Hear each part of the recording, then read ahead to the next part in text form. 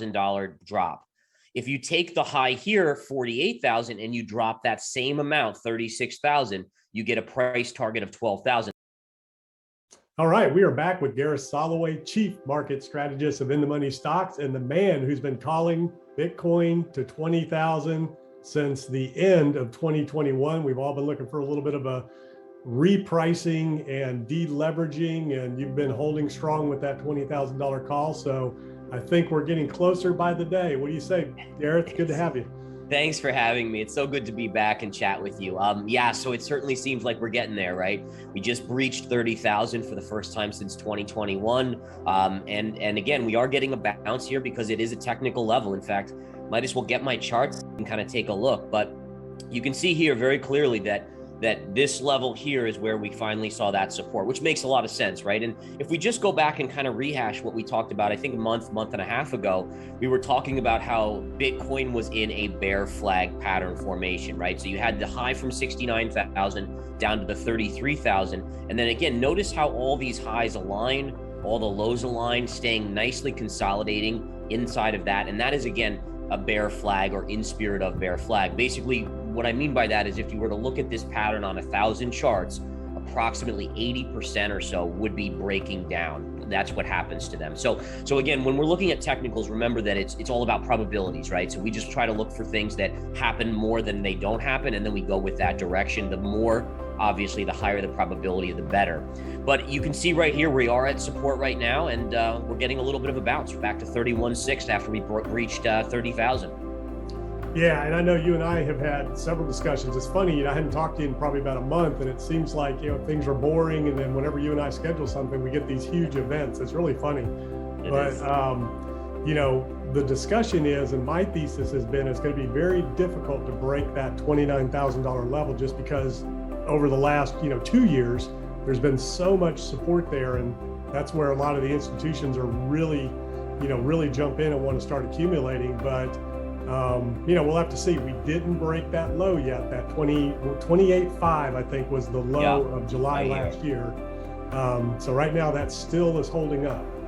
Yeah. So, and one thing, so in general, what I've learned is that levels that we think shouldn't break, they ultimately do, just because it's the psychological nature. It's like, if you tell everyone to buy at a level, well, inevitably that level will get flushed through because everyone's betting on that horse, essentially. So that has me a little bit concerned about this 28.5, 29, 30,000 level. I do think that we might have made a short-term low with this Terra Luna UST kind of craziness in Bitcoin. So I did go long yesterday and accumulated a little bit over the last 24, 36 hours on Bitcoin just for a trade. So just looking for a bounce. I do think there's a small chance we could get all the way back to maybe 38,000, which would be a retrace to the line that we broke down from. That's kind of called the retrace to the scene of the crime play.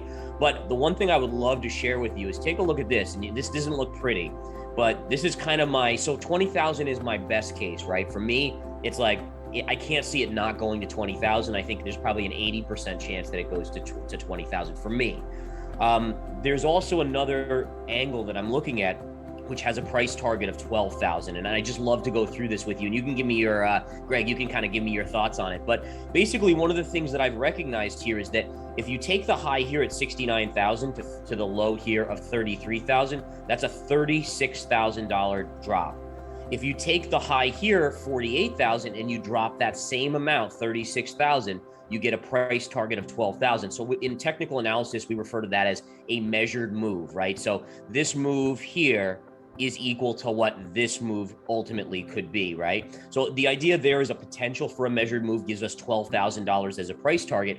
The only reason why I think that has some credence to it is if you think about previous bear markets for Bitcoin, how much does it drop? It drops 80 to 85%. Well, if you calculate 80 to 85% from 69,000, it gives you right around 12,000. So just my 2 cents, my little debut of the day for you there, Greg. Well, that's pretty cool. There's one more point of confluence on that number too in a second. But okay, so with a bear flag, you're measuring the flagpole for that leg down. Now, oftentimes it's measured vertically, right, from the peak straight down to the bottom of that 33.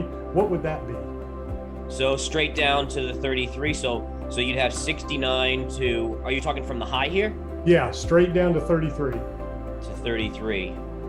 So it's Now, right to now that that low. measured move, what's the target down with that measured move? So yeah, we'd have to. I mean, it still should be 36,000. So 69 to Well, 33, yeah. 36. So then you would essentially take that same level and then drop it down. But it should be right in that range. Yeah. So Yeah. I mean, it's kind of interesting stuff. I mean, just playing with the charts. And by the way, for everyone watching this, it's one of the best learning tools in the world is to just play around with things. See what happens. You'll be amazed at how things kind of align when you kind of look at stuff. Yeah, it's pretty interesting, and then on the thesis of 29,000, lots of support, institutions jump in, they've all got that as their target, but, they're also, they're not stupid, right? So they know that, well, wait a minute, if we don't buy at that level, it'll drop and we can get a much lower entry and kind of play the game. That was the other thing that I was going to show you right there in terms of the third level of confluence. I thought that's what you might be talking about. Yep. Yeah, and go ahead and what is your point on that? So I mean, it just for sure is a major support level, right? So you had the high in 2017, and then you had a move up here, and then you pulled back down here, and then you moved up here again. So anytime you hit on a certain area multiple times, it tells you that there's resistance there. Finally, we broke out above it. But a retrace to that, there's no doubt that would be a technical level as well. So you could technically say, okay, you have the 80 to 85% correction, you have the measured move, and you have that major support. Now, again, I think it's important, and I think you'd agree with this, Greg, is that, by no means am I someone who's going to say, all right, I am only going to buy Bitcoin if it gets to 12,000, because what if it goes to 12.5 or 13? So basically for me, I'm looking at my longer term accumulation zone probably being just above 20, all the way down to probably 10, and meaning that it could go lower than 12 too. I don't really know, but you want skin in the game and you want a dollar cost average. I think that's the biggest thing. And in all fairness, there's a lot of people out there that, I mean, you could do it at 30,000 here, and I think that's more than fine if you have that long-term horizon. I'm more of a shorter term trader, so I got to be a little bit more nimble at these levels. Yeah, and I think risk reward, if it did drop down to 12, or even if we had another major market crash and it dropped down to pandemic lows, which a lot of stocks have. Your pandemic low was 4,500. So even if it dropped there, you have to reasonably expect it's going to get back to 30, at a very minimum. Will it get to 69? No guarantees. Without the Fed, it definitely won't. But, there's no guarantees where it can go. And anybody who says, it can't go here or it won't go here, or can't, that's just silly. As we've seen, these assets will go, can and will go anywhere, up and down.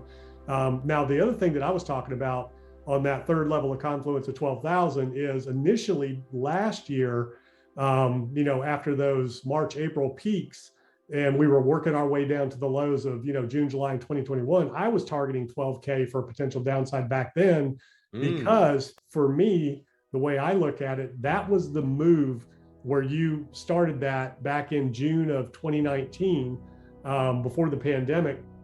That was the beginning of the bull run until the pandemic got in the way. So to me, I think that's where the market was really starting the bull run was, right about, that next level there before the pandemic started. I think that's where it was already heading up for the new bull run of 2020, 2021. And, had we not had the pandemic, you wouldn't have had that little dip. So, the Fed has come out, and Neil Kashkari came out the other day and he said, he thinks he needs to see assets. Well, doesn't need to, but he thinks the Fed would not get involved, that assets need to basically go back to their pre-pandemic levels before the Fed even considers anything being, structural or abnormal. In other words, they will tolerate corrections all the way back to pre-pandemic levels in all assets before they will intervene or think about intervening. That's kind of what he said, verbatim yesterday. Yeah, and that makes a lot of sense. In fact, that's been one of my kind of key points about where I ultimately think the S&P is going to go, is that if you look at it, I mean, we are hitting some support here, but if you look at this longer term trend, right? So this was the trend where it really goes all the way back to 2009, where the uptrend started in the market. And when we got into this kind of cycle of insane money printing because of the pandemic, the markets just took off. And look at the angle of that move versus the angle. And by the way, back here, and this, Greg, there was QE already. So it's not like there wasn't QE over here. It was just not the extent that was put into the market here. So in the very least, it makes a whole lot of sense that you would head back towards this area, which just so happens to be pretty much smack in the middle of that longer term trend area, right? So that's exactly kind of what I'm thinking too, is that the Fed ultimately, the Fed doesn't want to see this happen, because I do think that they understand the effects of it. It could push us into recession if the stock market crashes enough. And question is, can they come support it if it does drop at a certain point? But I do think that's very likely to see that move back. Yeah. And I mean, they do want it. He came flat out and said asset valuations are too high. They need to come down in order to, bring inflation back into check. So, I mean, yeah, they're doing this deliberately. They're bringing markets down back into correction territory to get them back on track, because this is what's causing inflation, the wealth effect. So, a lot of people are cashing out, throwing that money into the economy. So if they destroy some of that wealth, bring it back down to earth, then, that's going to taper, the inflation narrative, kind of like your tweet the other day saying they're letting the markets do it for them.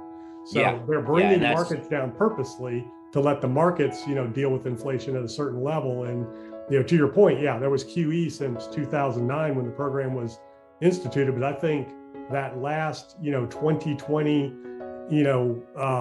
infusion of $2 trillion was more than the entire span from 2009 to that point, I think, wasn't it? Yeah, it was. And I think that's the bigger question is like, at least the one that kind of jumps at me is like, okay, well, the Fed wants to get asset prices back down. So let's say we do go back to the pre-COVID highs right here, which on the spiders is around 350 or give or take. At that point, does the Fed still have control, or are we spinning out of control into a recession that now they don't have the same tools, because inflation maybe is still 5 or 6% at that point, and they can't print the same amount of money to get us out of that? And that's what I think the market is going to deal with. So you have this type of correction going on now, which is the market saying, oh darn, interest rates are going up, we might see a slowing economy, but the market hasn't even started to broach that which I think they will later this year, which is, what if we go into a recession, and how does the Fed then get us out? Exactly. And that's the thing. That's the corner that the Fed's painted in right now, is that, they're very clearly articulating and messaging our mandate is stable prices. So that's their number one talking point. It's an election cycle. So, there's no chance for, incumbents right now with inflation where it's at. So they have to get that somewhat under control. The only way to do it is to destroy demand and, basically put the country into a recession. The question is, if you're there, we're in a recession, but inflation is still out of control, and jobs. That's the other thing. So, full employment, stable prices is their mandate. The employment picture is lopsided as well, and they want to bring that back into check and, bring a more normal employment cycle in where, it's not so punitive from a labor, wage standpoint, so costly. When I say punitive to the economy, costly, which is creating inflationary pressure. So they've got a lot of work to do. And if markets tank and real estate prices reset, which they're doing, and that's just now starting, that's going to lag the markets by about 4 to 6 months, as it did in 08, 09. A few months it lagged, at least for sellers to adjust their, understanding of where prices are. The affordability index has already been cut in half on real estate just from interest rates. So there's a lot of things going on. And, the Fed's pinned. They've never been in this position ever in the history of the economy. Yeah, that's honestly what scares me the most, is that, at a certain point, they run out of the ability to do anything. And then that's where you have this 100-year cycle. We talk about 100-year cycles of the pandemic with the Spanish flu. And then, you're coming up within the next less than 10 years to 2029, and you're talking about potential depression. And it's weird because you can almost see the writing on the wall, which is, okay, we slip into a recession. It gets worse and worse because the Fed can't print us out like they used to. And if they do, you see 20-30% inflation. And then what do? Just step back and let the economy crash and absolutely reset, which is kind of the worst case, but it is something we have to talk about. It is. And, so let's clarify a couple of things. One, recession, that's just negative GDP for 2 consecutive quarters. That can be like 1%, which is a non-event. Depression is 10%, I think, isn't it? Technical definition, for the consecutive quarters, 10% reduction in GDP. So we're not talking about a Great Depression like people think of. When we say depression, we're just talking about, declining growth. So it's not like a doomsday type of situation like we were contemplating in the pandemic when the whole world was looking at having to shut down when nobody knew what was going on. We're just talking about whatever that technical definition of a depression is. And I think it's like a 10% decline in GDP